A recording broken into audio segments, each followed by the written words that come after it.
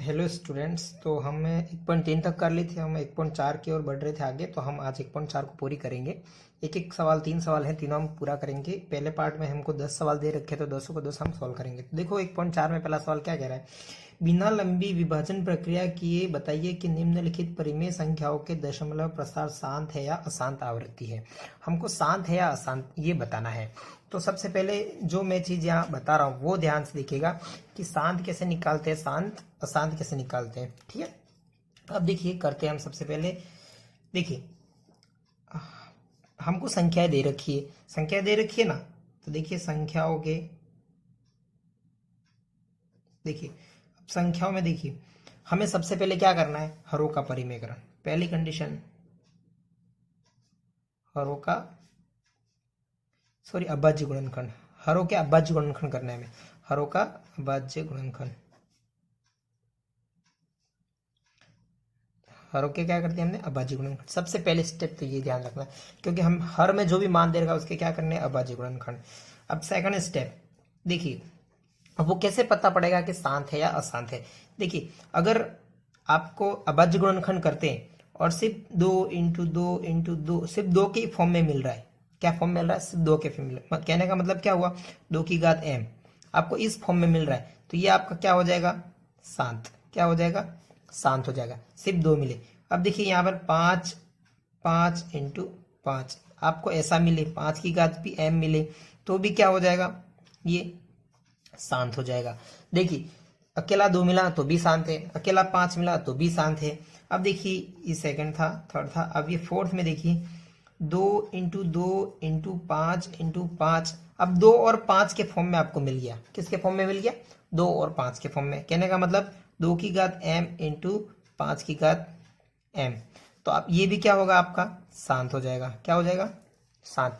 देखिए इनके अलावा कुछ नहीं आना चाहिए। अब देखिए नेक्स्ट स्टेप में एक उदाहरण और लीजिए। देखिए आपके 2 आ गया, आपके फिर 7 आ गया, फिर 9 आ गया, फिर 11, इस तरह से कोई आ रही संख्या है, तो आपका ये क्या हो जाएगा, अशांत।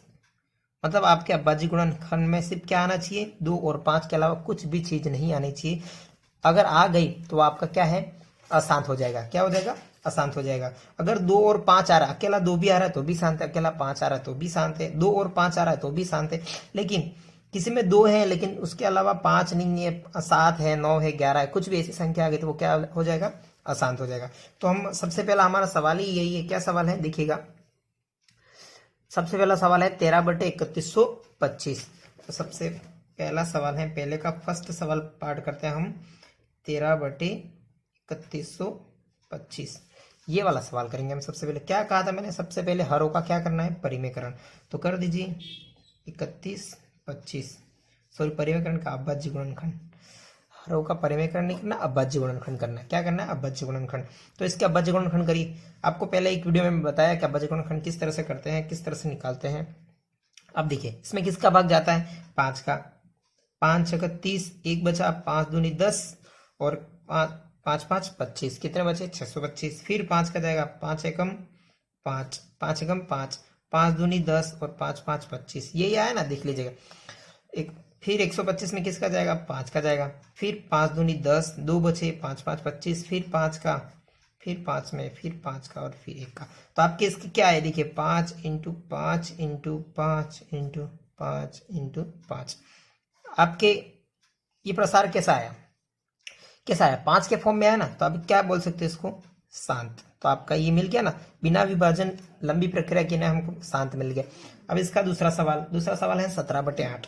कौन सा सवाल है, दूसरा सवाल 17/8। तो हमें हर के क्या करना है, अभाज्य गुणनखंड करिए। 2 4 2 2 2 और 1, तो आपको क्या मिला, 2 × 2 × 2 आपको क्या मिला, 2 मिला ना, शांत। आप एक लाइन यहाँ लिख सकते हैं, देखिए इसके अभाज्य गुणनखंड के अभाज्य गुणनखंड 2 की घात m के रूप के हैं, अर्थात यह शांत आवृत्ति का होगा। देखिए ये लाइन आप लिख भी सकते हो, ये सेम लाइन आप यहाँ पर भी लिख सकते हो। क्या लिख सकते हो, इसके अभाज्य गुणनखंड 2 की घात m मिले ना 2 की घात m के रूप के हैं, अर्थात यह शांत आवृत्ति का होगा। और यही हमारा क्या हो जाएगा, इसका आंसर हो जाएगा। देखिए समझ में आया ना। अब देखिए इसका नेक्स्ट सवाल और करते हैं हम नेक्स्ट शीट पर। देखिएगा कौन सा सवाल है इसका, थर्ड सवाल और करते हैं। तीसरा सवाल जो आपको दे रखा है 64/455। क्या दे रखा है, 64/455। इसका थर्ड पार्ट है 64/455। देखिए अब 455 के हमको क्या करने पड़ेंगे, अभाज्य गुणनखंड करिए। किसका जाएगा, देखिए 5 का, 5 9 45 और 5 एकम 5। फिर किसका जाएगा, 7 का, 7 एकम 7, कितने बचे, 7 या 21, 13 बचे। फिर 13 का, फिर 1 का। देखिए अब ये किस फॉर्म में आया, 5 × 7 × 13। देखिए अब यहाँ लिख सकते हैं आप, यह 2 × 5 के रूप का नहीं है, अतः यह कैसा होगा, अशांत होगा। देखिए 2 के अलावा आपको दूसरी चीजें भी मिल रही है ना, तो अशांत होगा, मिला ना। अब देखिए इसका चौथा पार्ट करते हैं। फोर्थ पार्ट में क्या दे रखा है, 15/1600। क्या दे रखा है, 15/1600। तो अब क्या करिए, 1600 की क्या करो, अभाज्य गुणनखंड 2 का जाएगा 800 बार, फिर 2, फिर 400, फिर 2, फिर 200, फिर 2, 100, फिर 2, 50, फिर 2, 25, फिर 5, 5 और 5 और 1। तो आपको ये किस फॉर्म में मिला, देखो 2 की घात m × 5 की घात m के रूप का मिला कि नहीं मिला। तो ये कैसा होगा, शांत। कैसा होगा, शांत। तो ये चीज ध्यान रखनी, बस 2 और 5 ही आने चाहिए हमारे इसके गुणनखंड। इसके अलावा कोई और आता है तो हमारा क्या हो जाएगा, अशांत हो जाएगा। इसका पांचवा पार्ट करते हैं। क्या दे रखा है, 29/343। देखिए हर कौन सा, ये वाला ना, हम इसके क्या करने पड़ेंगे, अभाज्य गुणनखंड 343 के अभाज्य गुणनखंड करिए। किसका जाएगा, देखो 7 का, कितनी बार जाएगा, 7 7 × 28, 7 × 28 और 7 × 5 35 होते हैं, तो 4 बार जाएगा। 28 कितने बचे, 28 2 30 और 4 कितने बचे, 6, 7 9 63। तो ये 7 बार जाएगा, फिर 7 बार और फिर 7 और ये 1। तो ये किस फॉर्म में आया, 7 × 7 × 7। आप यही लाइन वापस यहाँ लिख सकते हो कि 2 × 5 के रूप का नहीं है, तो ये कैसा हो जाएगा, अशांत। कैसा हो जाएगा, अशांत हो जाएगा। अब नेक्स्ट बढ़ते हैं 6। देखिए क्या दे रखा है, 23/2 की घात 3 × 5 की घात 2। देखो आपको यहाँ सीधा दे रखा है, देखो ये हर है ना, इसके अभाज्य गुणनखंड करके दे रखे 2 की घात 3 और 5 की घात n। तो इसको सीधा बोल सकते हो, क्या है ये, शांत, क्योंकि 2 और 5 के फॉर्म का ही है ना, तो इसको आप सीधा लिख सकते हो, ये क्या है, शांत आवृत्ति का होगा। अब नेक्स्ट सवाल जो है, कौन सा सवाल देखिएगा, इसका अगला सवाल करते हैं 7वां। कौन सा सवाल है 7वां, 129/2 की घात 2 × 5 की घात 7 × 7 की घात 5। अब देखिए ये किस फॉर्म में आ रहा है, देखो 2 आ रहा है, 5 भी आ रहा है, 7 भी आ रहा है, लेकिन अब 7 आ गया, 2 और 5 के अलावा 7 आ गया, तो ये कैसा हो जाएगा, अशांत। मैंने आपको कंडीशन बता दी है कि क्या करना है, तो ये क्या हो जाएगा, अशांत हो जाएगा। तो इसका सीधा आंसर हो गया। अब इसका कौन सा सवाल बचा हुआ है, 8वां सवाल। कौन सा, 10 है, ऐसे 10 पूरे करेंगे हम, 6/15। अब 15 के यहाँ किए हुए नहीं है तो हमको करने पड़ेंगे। कितनी बार जाएगा, 5 का 3 बार, 3 और ये 1, पहले 3 का भी दे सकते थे। तो अब इसके गुणनखंड क्या आ गए, 5 × 3। क्या ये शांत है, क्या ये शांत है, नहीं है। क्यों नहीं है, क्योंकि 5 तो आ रहा है लेकिन 3 एक्स्ट्रा आ रहा है, तो ये क्या हो जाएगा, अशांत। क्या हो जाएगा, अशांत। अब देखिए इसका 9वां सवाल करते हैं, 35/50 50 से नीचे, तो 50 के हमें क्या करना पड़ेंगे, अभाज्य गुणनखंड करिए। 2 25 5 5 5 और 1। देखिए 2 और 5 के फॉर्म का आ रहा है ना, तो देखिए आप 2 × 5 की घात 2 भी लिख सकते हो, तो ये आ रहा है, तो कैसा हो जाएगा, ये शांत। कैसा हो जाएगा, शांत। तो इसका आंसर भी मिल गया हमें। अब लास्ट अंतिम पार्ट बचा हुआ है, देखिए 77/210। देखिए 77/210। अब हमें 210 के क्या करने पड़ेंगे, अभाज्य गुणनखंड करिए। 2 105, 105 ही आएंगे ना। देखिए 2 का जाएगा 105 बार, फिर किसका जाएगा 5 का, 5 दूनी 10 और 5 एकम 5, फिर किसका जाएगा 3 का 7 बार, फिर 7 का और ये 1 बार। तो ये किस फॉर्म में आए, 2 × 5 × 3 × 7। क्या ये शांत होगा, नहीं होगा, तो क्या हो जाएगा ये अशांत। तो ये अपना क्या आ गया, आंसर आ गया। तो सारे पार्ट हमने एक एक करके निकाल दिए। अब देखिए अगले सवाल की ओर बढ़ते हैं। अगला सवाल क्या कह रहा है, इसका दूसरा सवाल जो भी है पढ़िए।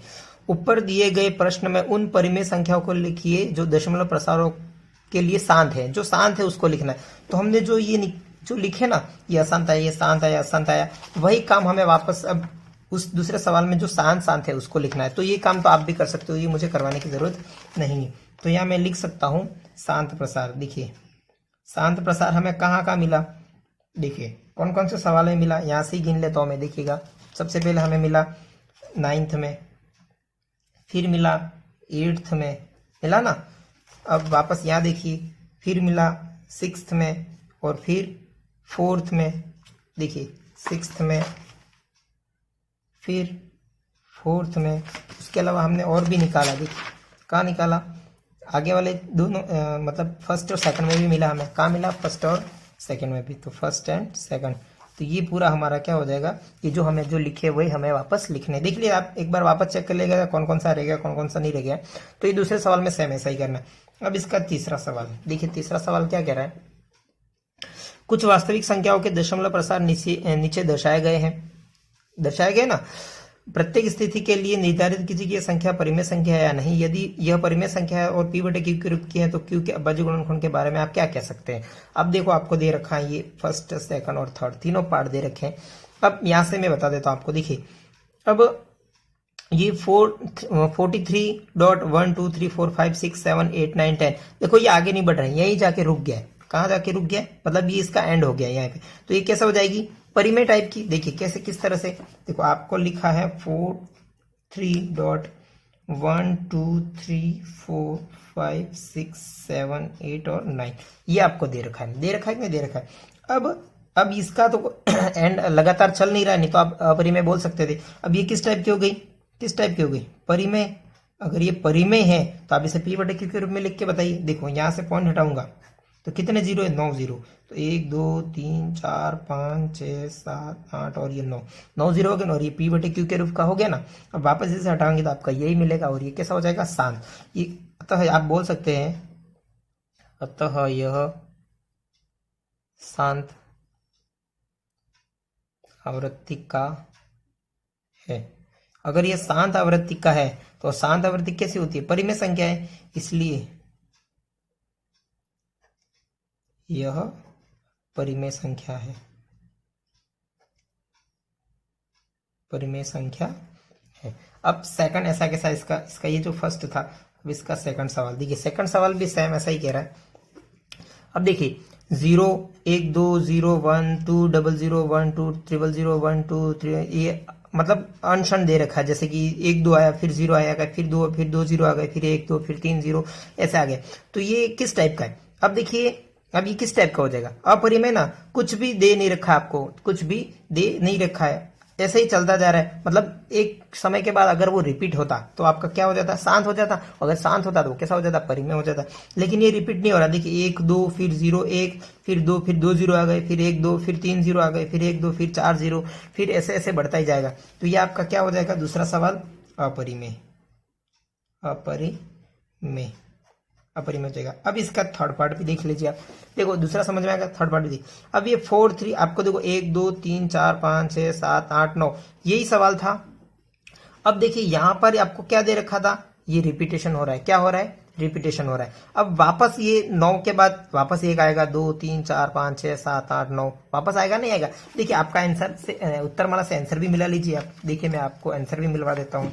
कौन सा है, 1.4 का, देखिएगा आपको मैं आंसर भी टिक करके बता देता हूँ। 1.4 का अपन तीसरा पढ़ रहे हैं, देखिएगा देखिए ये परिमेय थी, हमने निकाल दी परिमेय और हमने वो भी कर दिया।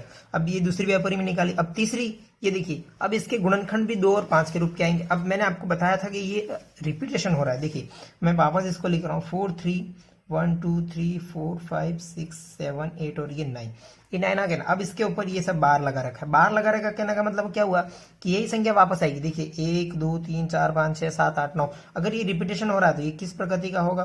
शांत प्रकृति का होगा। शांत आवृत्ति का होगा तो ये 2 इंटू 5 के फॉर्म का भी होगा। दो दो अभी अभी पढ़ा ना हमने, 2 इंटू 5 के फॉर्म का होगा, वो शांत होगा। अतः इसे हम कह सकते हैं कैसी संख्या है? ये परिमेय संख्या है। अगर शांत होगा तो कैसी संख्या है? परिमेय संख्या है। अगर ये शांत है तो कैसी संख्या है? परिमेय संख्या है। तो ये था हमारा पूरा पार्ट, हमने पूरा 1.4 पूरी कर दी है। कोई भी दिक्कत हो आप कमेंट करके बता सकते हो। हमने पूरी कर ली है। तो मिलते हैं हम नेक्स्ट वीडियो में। इसके साथ हमारा ये फर्स्ट चैप्टर खत्म होता है। नेक्स्ट चैप्टर के साथ हम स्टार्ट करेंगे। चलो बाय, टेक केयर।